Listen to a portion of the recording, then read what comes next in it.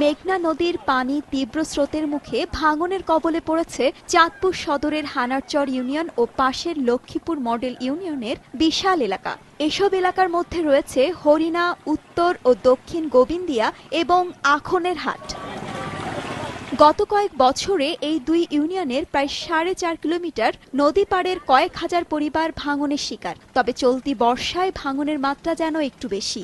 এতে পূর্বপুরুষের ভিটেমাটি আর ফসলি জমি হারানো এসব মানুষ আজ বড় অসহায়। আমাদের এখানে বহু জায়গা ছিল, আমরা মরলে যেন স্যার এক বড় জায়গা, সেই তৌফিকও আল্লাহ আমাদের দেয় নয়। আমাদের উড়িয়ে যাবে, আমরা চামু কোন জায়গা, আমাদের এমন কোনো পথ এই বাড়িতে গেছিলাম, এই বাড়িতেও ভাঙ্গা গেছে, আবার পরের বাড়িতে আইছি, এই বাড়িতেও ভাঙ্গা গেছে।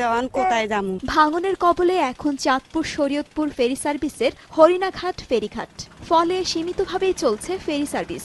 ভাঙন অব্যাহত থাকায় স্থানীয় জনপ্রতিনিধি তার অসহায়ত্বের কথা জানালেন। নদী যখন স্বাভাবিক ছিল তখন আমরা ডেইলি 8 ট্রিপ দিতাম।